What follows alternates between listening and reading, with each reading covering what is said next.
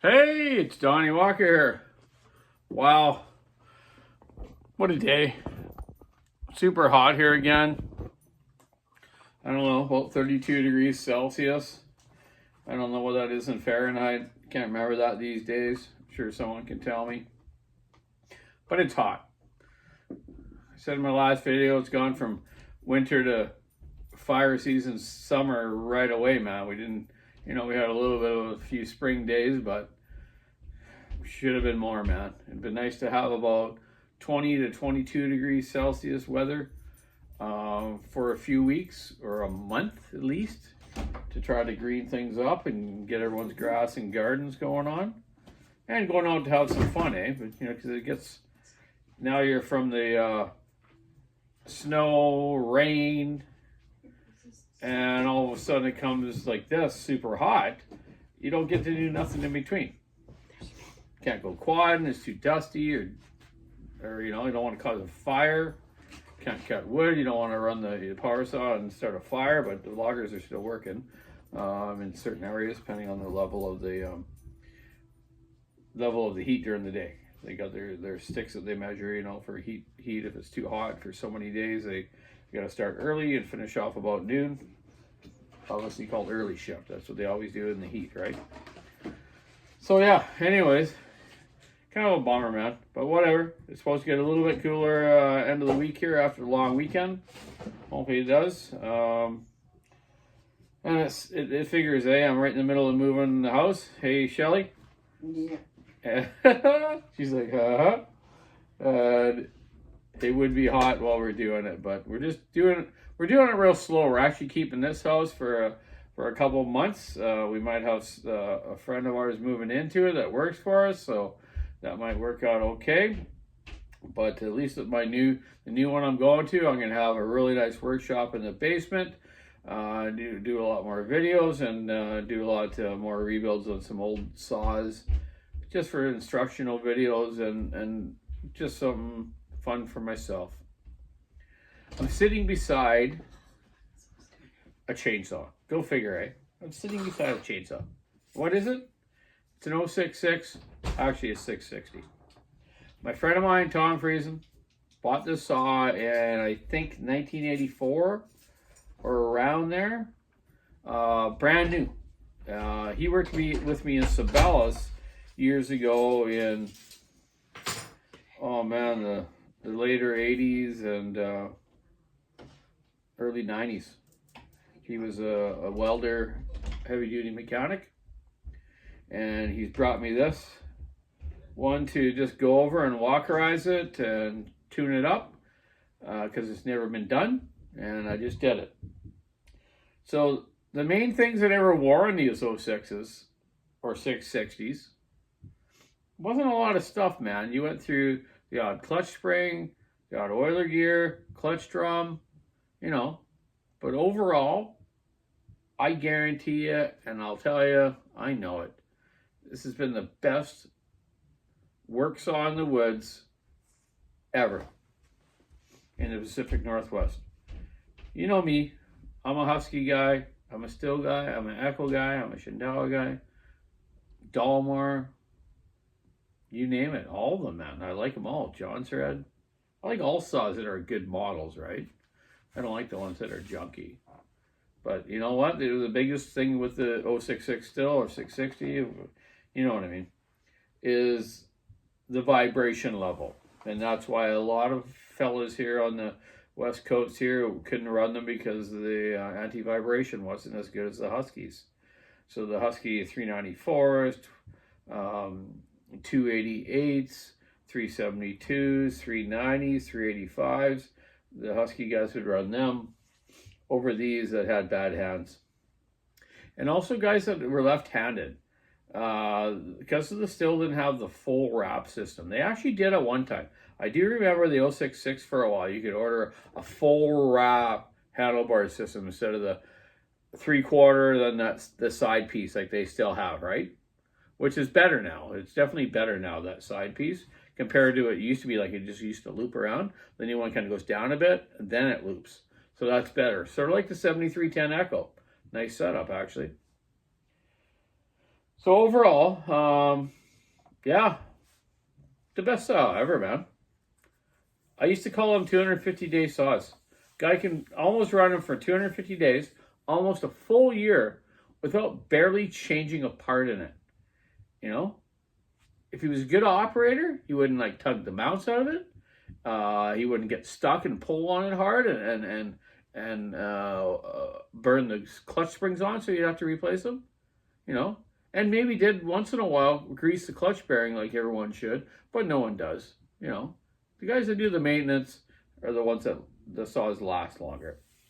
So I would say overall, 660 066, definitely the best saw ever for logging on the Pacific Northwest.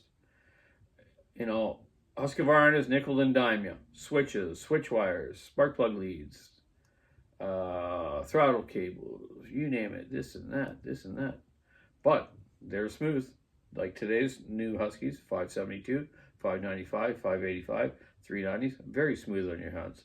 The new stills also, the 462, 500, 400, very good too. They've gone to the spring mounts. They've obviously rebalanced and angled their cylinders differently. I think that makes a difference too in the geometry of the motor. Helps the balance factor of the crankshaft. So, you know, it all helps out. I did a lot of ergonomic tests years ago with Husqvarna with different grips of the tank handle, different grips of the handle, angle of the handle. You notice like on Husqvarna's how they're angled on the top. You know, they're angled on a degree, so when you hold the top handle, your wrist isn't like that. See how my hand's cocked? On a Husqvarna, you're like that. So it's straight line. Ergonomically, you're not fatiguing all day holding it like that, right? Think about that. It's one of the things that they really paid attention to. So, yeah, I just wanted to say, yeah, this one of Tom Friesen's, you know, overall the years, only thing that was really wore was the starter pulley was getting quite loose. So what happens with these when the starter pulley, the center of it wears, as you're running it, the rope kind of comes out as you're running it. So I put a new pulley on it for you, Tom. A new starter rope. The clutch had a crack in it. I only noticed that because I thought I'll just take the drum off and inspect that area. You know, being that age of saw, and I also put seals in it because why not? It's that old. It's a no-brainer. Just put them in. So I put new seals in it, and noticed your clutch was cracked. And when I took it off, I noticed your oil pump worm gear. On stills, you have a plastic oil gear, and it has like a metal tang ring on it that drives it. Okay, the clutch gets hot if you overheat the clutch a lot or after a long period of time. That plastic gets heated up enough that wire that spins from the drum of the clutch gets wore or melted, and it doesn't turn the worm gear properly. It'll still turn it, but not enough to give you a full oil capacity when you're running long bars. So that's a good thing when you're working on an older saw or modifying an older saw. You gotta check all these things out, right? You know, if I would have gave that back to him and I didn't check that situation out, he'd be kind of choked, man, and the chain would be spinning because his clutch would be engaging too much because it's cracked. Just little things, right? So, you know, I go through everything on them. That's why I don't really like doing used old saws, but I do, because it just takes more time. But you got to spend the time. You know, if I'm going to do a product, rebuild or modify a saw for a fellow that's older, I'm going to do all that stuff because, you know, I'm not going to go do all my work and the guy goes and runs it, and the first week he has it, he's cutting a bunch of big wood and all of a sudden locks up on him. Well, because of a leaking seal or, you know, something like that, right? You know, old Husqvarna's never had much problem with seals. You know, that's one thing about the different brands. You know, stills, a lot of older ones never had much problem, but the newer ones, oh my goodness, we have a lot of seal leakage on the new stills, and a lot of bearing issues in the bottom end on 661s. Not so much on 500s yet. I've had a couple on 500s, but on 461s, 261s, a lot of bearing problems, you know, that blow. And but they've been used hard though too, eh? These guys are using them hard. It's not your average Joe tree service that these fail. We're talking logging. These guys are, you know, all day. And then when they run those smaller saws like the 261s, and the silviculture stuff, you know, with 16, 18-inch bars, they're just revving the crap out of them. You know, something's got to give after a while, right? So a bearing will fail, you know, just like the Husqvarnas on the new Auto-Tune 500 series saws. A lot of those small ones, 550s, 562s, tons of seal and bearing problems. But they're finally getting a grip on that. I've been talking to some engineers at Husqvarna, and there's been some changes, and they're helping us out with better warranty now, and they offer a lot of short blocks now on all the 500 series saws, which is cool. So if you have a bottom end failure, you just throw a short block on it, throw it on in for warranty, or charge the guy not so much, because to try to change a crankcase or bearings and seals on the saw these days, if you add up the price, the short block's cheaper. So it's a no-brainer, man. You get a whole new crankcase, new bearings, new crank, new seals. Away you go. Just plug your stuff on it, right? But yeah, anyways, I just wanted to say hi to Tom Friesen, buddy, out there. Your 660's ready to go.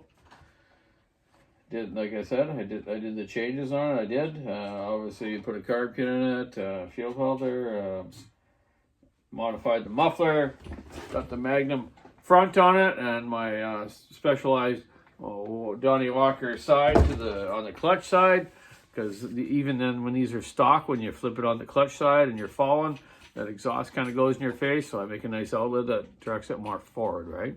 And open up the inside part of it as well, of course.